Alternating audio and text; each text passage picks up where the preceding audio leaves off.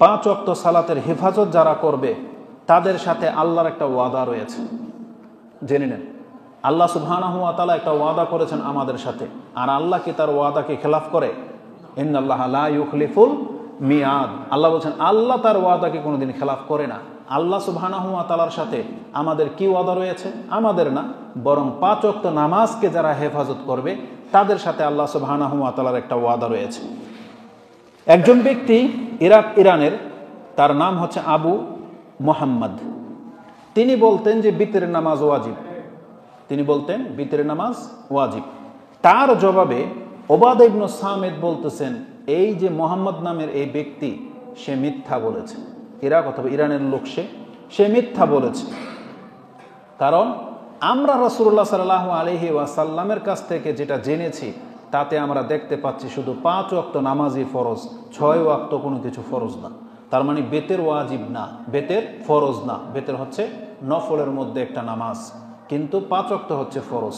এই হাদিসটা বলতে গিয়ে তিনি এই হাদিসটা বলেছেন, যেটা আপনি ইবনে মাজাতে 14 মানে 1401 নাম্বার, নাসাইতে 461 এবং আবু দাউদে 425 নম্বরে পেয়ে যাবেন। তাতে ওবাদা ইবনে সামিত তিনি বলেন, ক্বালা সামি'তু রাসূলুল্লাহ সাল্লাল্লাহু আলাইহি ওয়াসাল্লাম ইয়াকুল খামসু সালাওয়াতিন ইফতারাদাহুন্নাল্লাহু আলা ইবাদিহি। আল্লাহ কেবল 5 ওয়াক্ত নামাজই তার বান্দার উপরে ফরজ করেছেন। ফামান জাআ বিহিন্না লাম ইয়ানতাকিস মিনহুন্না শাই। যেই ব্যক্তি এই 5 ওয়াক্ত নামাজকে আল্লাহ যেইভাবে হেফাজত করতে বলেছে তার কোনো একটা কেউ ঘাটতি করবে না। বলা হয়েছে লাম ইয়ানতাকিস মিনহুন্না শাই, মানে 5 ওয়াক্তের 1 ওয়াক্ত ঘাটতি করবে না।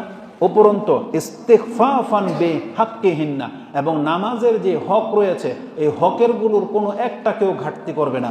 আবু দাউদের ভাষায় আছে যে ওয়াতাম্মা রুকুআহুন্না ওয়া খুশুআহুন্না, এবং তার আগে আছে যে ওয়াউদুআহুন্না ওয়া সাল্লাহুন্না লিওয়াক্তিহিন্না ওয়া আতাম্মা রুকুআহুন্না ওয়া সুজুদাহুন্না।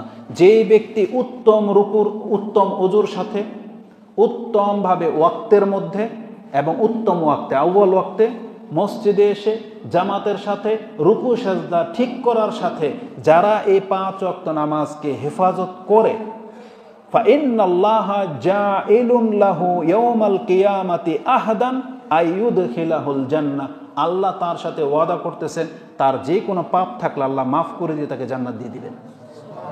এটা আল্লাহর ওয়াদা। আল্লাহ বলছে আমার এটা ওয়াদা তোমার সাথে, যেই ব্যক্তি 5 ওয়াক্ত নামাজের হেফাজত করো তোমার পাপকে মাফ করা হবে এবং তোমাকে জান্নাত দেওয়া হবে।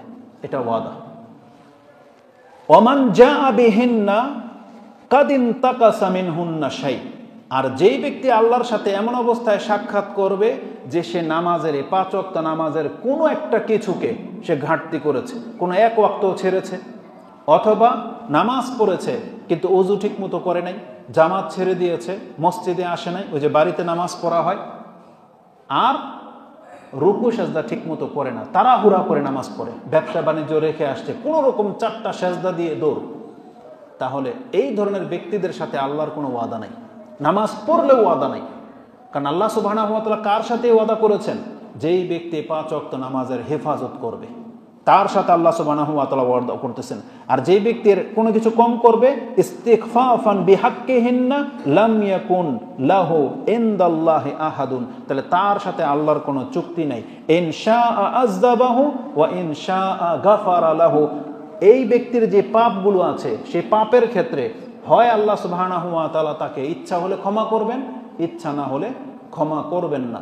তার মানে এই ব্যক্তির ক্ষমার কোনো গ্যারান্টি নাই। কিন্তু যেই ব্যক্তি নামাজের হেফাজত করেছে আল্লাহ তাকে ওয়াদা করতেছেন তোমার পাপকে ক্ষমা করা হবে, তোমাকে জান্নাত দেওয়া হবে, এটা তোমার সাথে আমার ওয়াদা। আল্লাহু আকবার।